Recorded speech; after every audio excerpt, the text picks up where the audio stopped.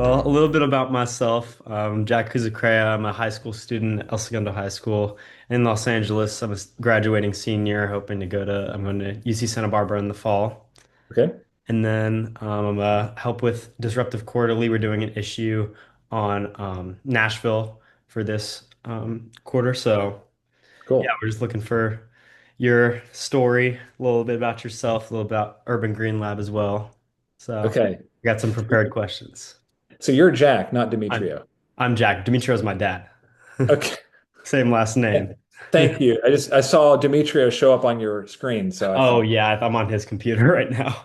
okay, okay. And so who's the audience for this interview? I think it's mainly centered towards we're a lot of the stuff that we're writing about is like centered around like youth involvement in the like sustainability community as well. Okay, So um yeah, I think overall it's pretty broad. I think people in Nashville as well centered towards like how the city is, informing people on the city and everything that's going on with that. great. Awesome. All right. Well, Hi, Hi. Is it Demetrio? I'm Jack. I'm on Dimitrio's Yeah. computer right now. Dimitrio's my dad. Oh, okay. Yeah, I should probably change the name. Hold on one second. Here we go. Here we go. Okay, so if you're ready for the first question. yes. Okay. So, Todd, you've gone from working in health systems in South Sudan and Zambia to leading sustainability efforts in your hometown of Nashville. What brought you back and what sparked your passion for this kind of work? Yeah. Well, yeah, I grew up here in Nashville and spent a lot of years in global health. Mm, And what brought me back here to Nashville was just the that time in my life where I wanted to settle down and mm, reconnect the roots yep. and have a family. And but as I was wrapping up my global health career or chapter, I began to realize that there was a bigger problem than just human health, Mm, and that was the health of the planet. yeah. And that those two, humans and the planet, are deeply interconnected in terms of how they affect each other's health. So I wanted to move into the sustainability space so that I could bring what I learned in educating about human health over to educating humans about how to protect the planet and by doing so, their own health. So I got into the environment really, I'd say shortly after returning to Nashville about 12 years ago, and then started working at Urban Green Lab 9 years ago. Mhm. How would you like personally describe Urban Green Lab to someone who might not know what Urban Green Lab is? Yeah, I mean, it's a nonprofit. We were founded in 2009, 15 years ago, and we're all about sustainable living education. So we really want to make sure that here in Nashville, everybody has connection to solutions for living more sustainably, which includes trainings, it includes bringing people together, but it includes just being with each other in community. For us, success looks like Nashvillians practicing sustainable habits both at work and at home, like reducing food waste, conserving energy, saving water, moving sustainably, buying sustainably, really the basics of sustainable living and working. Um, so that's what we're trying to do. And I can get into programs Mhm. in more depth when you're ready. But Nashville has a plan of reducing greenhouse gas emissions 80% by the year 2050. Mhm. Um, in order to achieve that, we're going to need mass community education and activation throughout the city. Mhm. And that's why we exist in the city, is to spark that movement of sustainable practices everywhere we learn, work, and live. Mhm. So you mentioned greenhouse gas emissions as something of concern at Nashville. What kind of separates Nashville from other cities when it comes to sustainability? Are there like different issues in the city of Nashville than there are in other places? Yeah, I mean, Nashville is not the most sustainable city in the U.S. The U.S. is not the most sustainability country in the world. Yeah. So Nashville has its own has shared challenges with the rest of with other mid-sized cities in the United States uh, around pollution or air and water pollution, around ecosystem preservation, around transit, food systems, and so forth. But we have some of our own unique challenges too. And a couple of examples of that is number one is waste. Mhm. We produce twice as much solid waste as the national average, and we recycle half as much waste as the national average. So that should give you a sense of sort of where we are in terms of our materials management. Um, and then number two, if you look at transit, we are the second most car dependent city in the nation Mhm. after Memphis, which is also In Tennessee. in Tennessee. Those are just a couple of indicators of where we are uniquely in the rest of the country. But the bottom line is in Nashville, like many other cities, we don't have a culture of learning about sustainable choices, and we don't have regular access to reliable science-based information for making those decisions and setting priorities. Mhm. Again, that's where we come in. Yep. So in an organization like Urban Green Lab, something that's very important is reaching out through like cross-sectional, maybe going in areas like businesses and schools and that type of thing. How do you go about like your outreach? Well, so we are in the middle of a 2030 strategic plan, which is sort of fine-tuning how we do our outreach. Mhm. And the direction that we're going in is this. Number one, we're going to continue to provide trainings to the general public. That's individuals, organizations, community leaders about the basics of sustainable choices, how to live sustainably at home, how to work sustainably at the office, and so forth. So providing trainings and education for the public is number one. Mhm. Number two is helping expose Nashvillians to new ideas. And that includes our Nashville Sustainability Roundtable, which helps to sort of tour groups through best practice organizations that are already exemplifying sustainable practices and doing a great job. But it also includes community conversations where we interview key people in the city about um, their sustainability journey or a particular area of expertise. Mhm. Um, and then it also includes convening groups together so that they can advocate as a whole. And one iteration of that is something we're calling industry alliances, where we are aiming to bring together different sectors like healthcare or dining or hospitality, so that they can share best practices, problem solve together, advocate as a block, leverage vendors and partners, activate their communities uniquely. And our earliest example of that is bringing all the major sports teams together here in Nashville, like the Tennessee Titans football team and Nashville SC Soccer Club, so that they can do all of those things together because before they weren't doing that. And so we want them to not be competitors. We want them to be um, collaborators in the space of sustainability. Mhm. Urban Green Lab emphasizes education as the first step towards action. Could you give an example of some of the things you think might be important for people to be educated upon before they begin into sustainability? Yeah, I mean, What do you do at home? How do you live sustainably at home?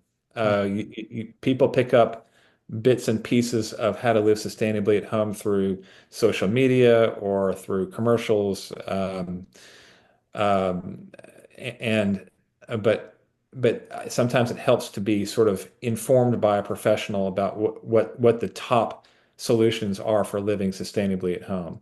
Mhm. Examples include, when you leave a room, turn the light off. When you're brushing your teeth, turn the water off. Mhm. Consider appliances and how they impact energy usage in the house.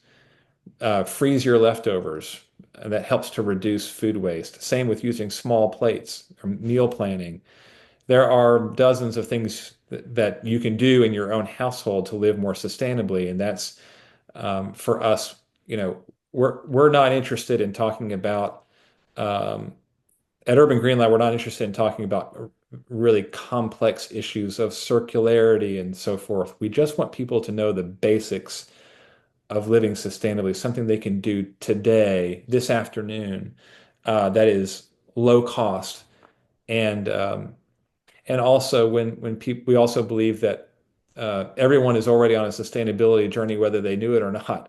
Because I think a lot of people want to save money. They didn't just call it sustainability, but they're doing something to conserve in some other way. And so we try to help people understand that, well, when you do turn that light off, yeah, you're saving money, but you're also protecting the planet and therefore protecting people's health. So helping people understand the connection between their behaviors that they're already doing and how it affects positively or negatively the rest of the world. Mhm. So what sort of like team culture are you guys trying to build within your organization, and how does that reflect your mission overall? Yeah, I think we're trying to build a culture of learning. I think we are a learning community in our own right. Mhm. I don't have all the answers to sustainable living myself, and I'm the head of the organization. Mhm. And I think we are constantly trying to educate ourselves and to better understand how we can educate others. And and I also think that we try to provide a human centric culture at the organization so that people aren't worked to the bone. They have a lifestyle that reflects the needs of their whole life. Mhm. And so we try to provide a balanced environment at the office. Mhm. And then, I think we try to live up to our values, which are on our website around, that education is inclusive, and we try to make it as inclusive of an environment as possible at the organization. That partnerships are important, that relationships are the foundation for all of our work, Mhm. and that we need to treat those relationships very, very well in order to do this work.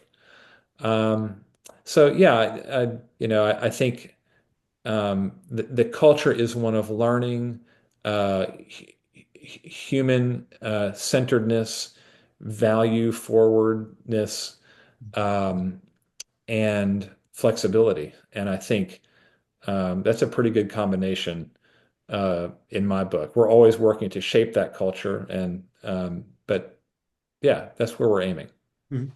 So for education, do you think it's important for sustainability to be implemented into like education systems at the like primary, secondary, or higher education level, or do you think that's something that people should do in their free time? Repeat that question one more time. So education within like higher education systems, whether it be like the primary, secondary, or higher education level, do you think Mhm. it's important for sustainability to be implemented into that through coursework or something similar to that? Or do you think that maybe people should figure that out by themselves and reach out and do their own research? Well, I think it's an essential part of society Hmm. to um, to educate about sustainable practices, Hmm. and they can come in many different forms. So, but I think it's as a society, we should be introducing those concepts early in life, as early and as upstream as possible. That's just my view. Hmm. So that from the very earliest age, residents understand what role they play in the environment Hmm. and in other people's well-being. Um, and then from there, they can take it and learn and read more deeply into any particular topic. And so it's incumbent upon us at Urban Green Lab in to ensure that the community is learning, but then giving them opportunities and pathways to learn more deeply and engage more deeply. That's why we introduce the topics, but we're not the end all for all knowledge on all those topics. Hmm. It's really a choose your own adventure once you leave UGL. Hmm. If you could fast forward 10 years, where do you see Urban Green Lab? Well, we got to make it through the next few years, Hmm. and I think we will. But we've been setting this 2030 strategic plan, and I think that the idea is that learning how to live sustainably is just a part of life, Uh-huh. and it's not a part of life in Nashville yet. And it is a part of life in other communities, other countries, um, but it's not here yet. And so if we're going to make a dent in this thing, we need to make it a part of life, and that can take a generation. I Hmm. don't know if we'll see that in 10 years. Yeah. It takes time. But all trees begin as a seed someplace. And so that's what we're trying to do is plant those seeds. We may not see the results, all the results we want to in our own lifetime. Hmm. And I'm at peace with that. But I want to see results aiming in the right direction. Yes. And so 10 years, 50 years, the bottom line is it needs to be just a part of life. Hmm. So what other, you mentioned things like freezing your food, using leftovers, other strategies to maintain sustainability. Is there anything that you implement in your own personal life that you think is important for other people to adopt into their own? Yeah, I mean, one of our family's biggest uh, ways of doing this um, is using a more plant-based diet. Hmm. And when we rely on a more plant-based diet, um, we cut out meat consumption, right? And when we eat a lot of meat, it clears a lot of land Hmm. because in order to raise all that cattle, you have to clear a lot of land. And then you've got to clear almost an equal amount of land just to produce the food to feed the cattle. Hmm. So this is one of the reasons why the Amazon forest is slowly disappearing, is because of all of that land use by cattle rearing, and it's not just red meat. It's meat in general. That's not to say that it's bad to eat meat. I'm just saying we eat a lot of meat in the Hmm. United States, and it really has a big impact on ecosystems. Um, and it also is a huge driver of methane emissions, which warm the planet. So, and by the way, avoiding a meat forward diet is a great way to bypass some of the top leading causes of mortality among humans in the US, cardiovascular disease and so forth. Hmm. So it's a win-win. And that's just something that our family has been really working toward as a plant-based diet. Hmm. Another is to focus on how you move. So in Nashville, half of all greenhouse gas emissions come from our transit sector. Hmm. That's the largest slice of the pie. So what can I do to reduce my travel footprint? Well, one of them is I'm able to afford driving an electric vehicle. But I'm really glad that Nashville just passed a transit referendum that will include more bus lines, more walkable streets, and so taking advantage of those opportunities to take public transit is also another great way to begin to chip away at your carbon footprint as you move around the city. Hmm. So those are a couple of things that our family has prioritized. Uh-huh. But then there are just the daily habits around, you know, if we, well, if we, again, if we just moved into a new home and we already had to replace some appliances, we tried to replace them with energy efficient appliances, um, like Energy Star appliances, for example. So, um, here's what I would say. That is, in Nashville, like any other city, I try to apply a lens of sustainability to any decision that you make. Mhm. It's not just about, what are the top choices. In many ways, it is because some choices are more impactful than others. But if you can apply the lens of sustainability to any decision you make, here's another one that I'll mention to you. Last one I'll mention to you that our family really tries to prioritize, and that is buying new stuff. Mhm. Amazon has made it super duper easy to buy anything you want in the world and get it to your doorstep within days. Yep. That is incredible. We try as best as we can to buy used. Mhm. And there's a Facebook group here in our neighborhood called Buy Nothing, where people just post things that they don't want anymore for free.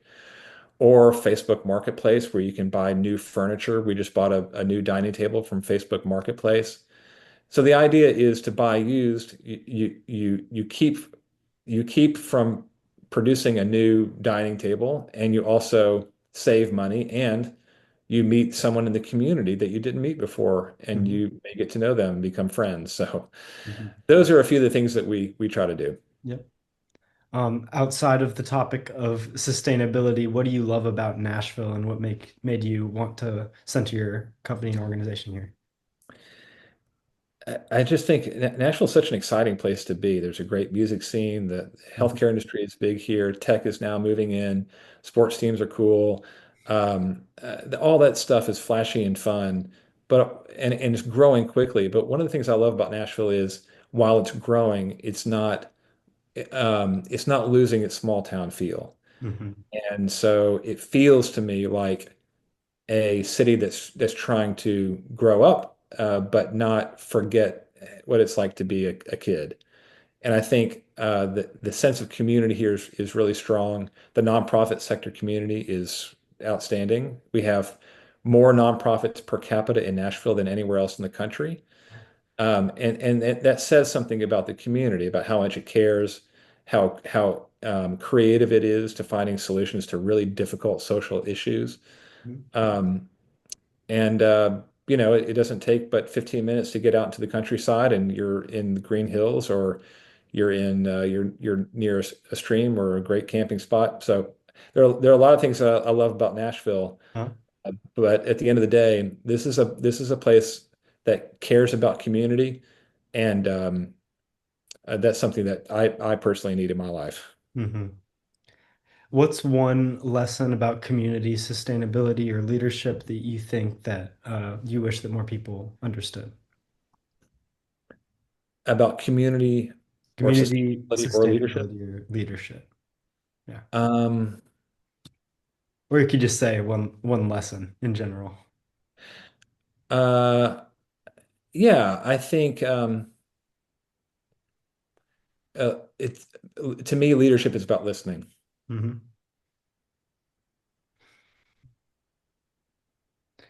Okay. Would you say that within leadership itself, is that important to have like a specific like leader in a group like Urban Green Lab, or do you think like team-based um, learning is better for this sort of sustainability work? Say that question one more Do time. you think it's important to have like a set leadership structure in like an organization like Urban Green Lab, or do you think that it's important to have a team-based learning?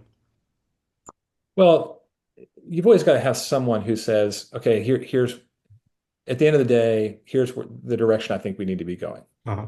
And that's what a leader does. But I'm a big believer in teamwork, and that means working across the organization with each other, looking for ways to integrate and collaborate, um, and trying to provide feedback with each other. And I'm just a big believer in teamwork. There's that saying that teamwork makes the dream work. It's absolutely true. And the organizations that are really great at partnership externally and internally Mhm. are the ones that, at the end of the day, can withstand um, the biggest storms. So I'm just a real big believer in teamwork. hmm And then just one final question, if there's anything else you'd like to share about Urban Green Lab as a whole, your guys' mission, what you're working towards, anything else about yourself as well. Um, so, Yeah, I just think that I wish more cities had an organization like Urban Green Lab to push cultural change and around sustainable choices. yep. And um, there's nothing else you need to know about me. I think I just know that I'm, you know, pleased to be working with a great team in Nashville, and that at the end of the day, I'm an optimist, and I think that what we're doing here and what other organizations are doing actually will make a difference. Mhm. Well, thank you so much for your time. I'm very interested in seeing where your organization goes and continue spreading out throughout the Nashville area and beyond and everything. So thank you very much. Jack, thank you. Of course. Have a good one. You too. Take care.